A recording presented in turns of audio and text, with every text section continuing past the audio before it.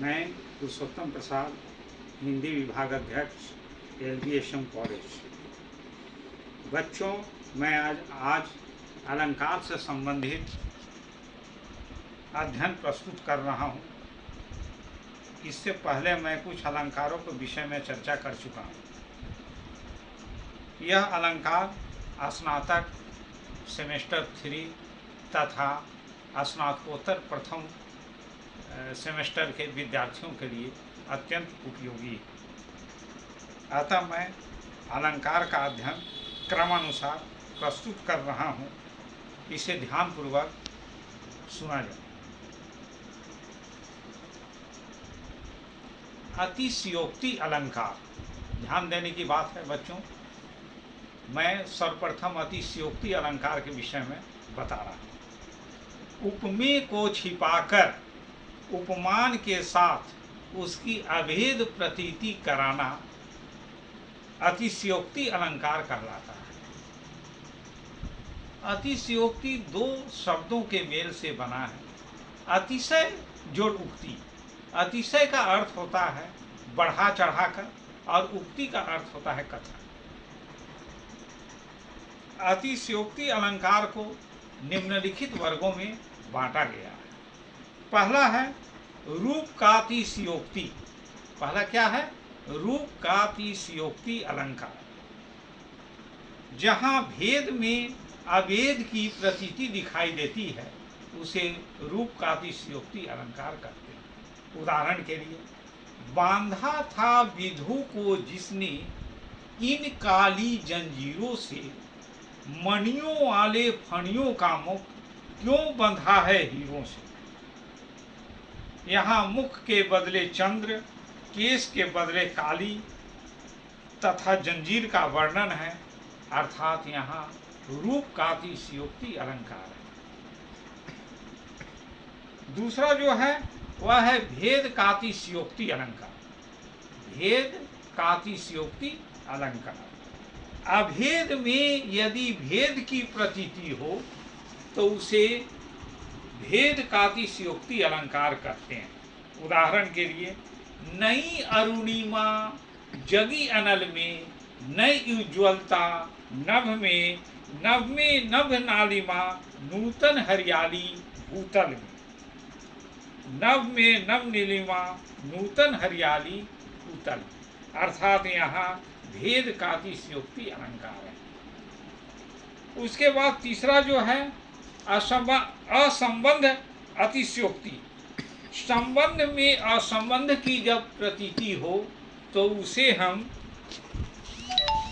हम असंबंधा की अतिशयोक्ति अलंकार करते हैं। उदाहरण के लिए, वह सजीव रचना थी जग में, पल में आकर छलकी, नहीं समाई जड़ चेतन को, छवि जब उनकी झलकी। यहाँ श्री कृष्ण के छवि का वर्णन जड़ चेतन में किया गया है, अर्थात यहाँ असंबंध की अतिशयोक्ति अलंकार दिखाई दे रहा है। चौथा जो है वह है अत्यंताशयोक्ति, जहाँ कारण के पहले कार्य हो जाता है। कहने का तात्पर्य यह है कि कारण के पहले जो है कार्य का संपादन हो जाता है, उसे अत्यंताशयोक्ति अलंकार कहते हैं। उदाहरण के लिए, पड़ी अचानक नदी अपार, घोड़ा कैसे उतरे पार, राणा ने देखा इस पार, तब तक घोड़ा था उस पार। अर्थात इसमें जो है कारण के पहले कार्य संपादित हो गया है, अर्थात इसमें अत्यंताशयोक्ति अलंकार है। तो इस प्रकार बच्चों अतिशयोक्ति अलंकार के हम लोग 4 भेद का अध्ययन जो है देख लें। अब अगला अलंकार है वह है तुल्य योगिता अलंकार। क्या है? तुल्य योगिता अलंकार। क्या है तुल्य योगिता अलंकार?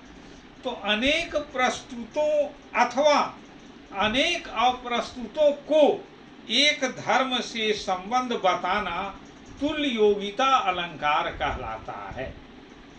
यानी इसमें प्रस्तुतों अथवा अप्रस्तुतों को एक धर्म से संबंध जोड़ने को ही हम क्या कहते हैं, तुल्योगिता अलंकार कहते हैं। तुल्योगिता का अर्थ होता है तुल्य मतलब समान, और योगिता का अर्थ संबंध।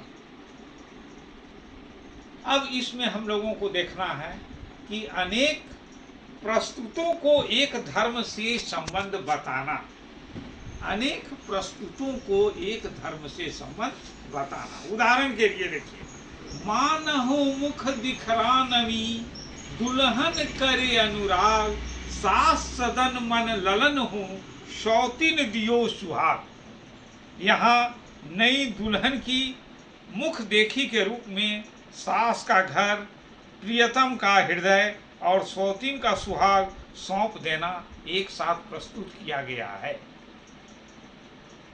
अब दूसरा देखना है, अनेक अप्रस्तुतों को एक धर्म से संबंध बताना।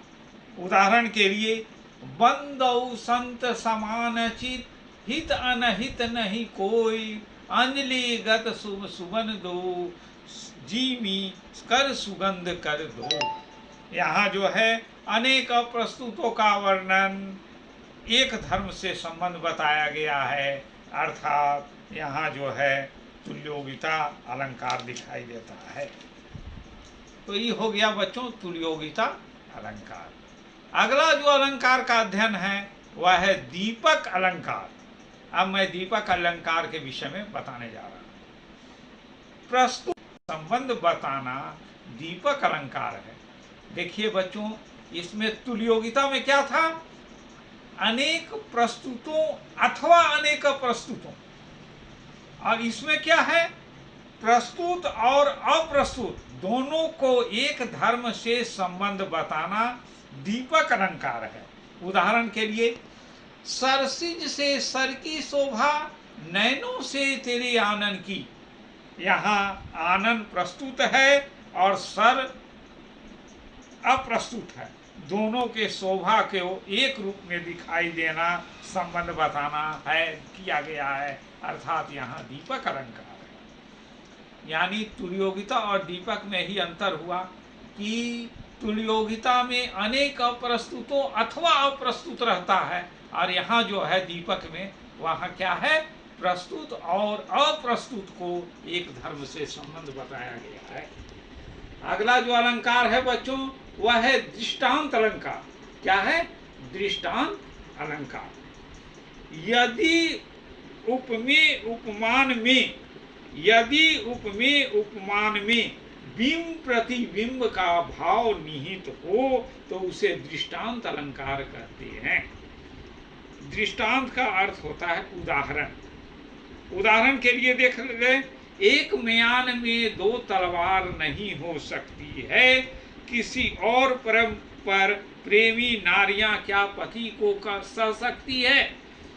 एक म्यान में जिस प्रकार दो तलवार का रहना मुमकिन नहीं है, उसी प्रकार एक पुरुष का दो नारियों पर अनुरक्त रहना भी संभव नहीं है।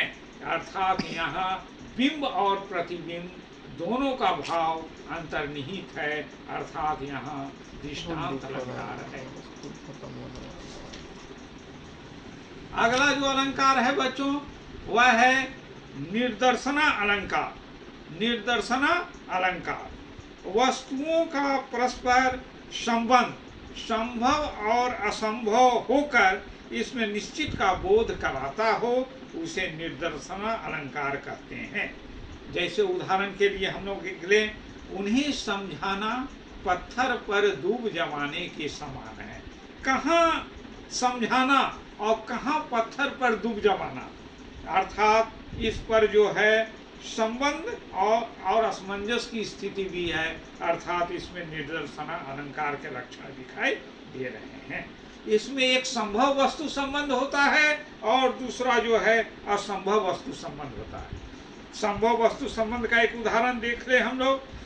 व्यर्थ तप्त करता जो जग में, कौन फूलता है फलता, सूचित करता है संध्या को, रवि नीचे है ढलता। दिन भर अपनी प्रखर किरणों से संसार को तप्त करने वाले सूर्य का संध्या को अस्त होना यह सूचित करने के समान है कि जो व्यर्थ दूसरों को तप करता है वह चीरकाल तक फूलता फलता नहीं, उसका पतन जो है अवश्य होता है। अर्थात इसमें संभव वस्तु संबंध दिखाया गया है। दूसरा जो है वह है असंभव वस्तु संबंध। उदाहरण के लिए, जे असभक्ति जानि पर हरि केवल ज्ञान हेतु कर्म करही, ते जड़ काम धेनु गृह त्यागी खोजत अंक फिरही पै पानी। अर्थात इसमें असंभव वस्तु संबंध दिखाया गया है। अर्थात इसमें जो है निर्धना अलंकार की झलक प्राप्त हो रही है। अगला जो अलंकार है बच्चों वह है व्यतिरेक अलंकार। व्यतिरेक अलंकार उपमा की अपेक्षा, उपमान की अपेक्षा उपमेय का उत्कर्ष बताना व्यतिरेक अलंकार है।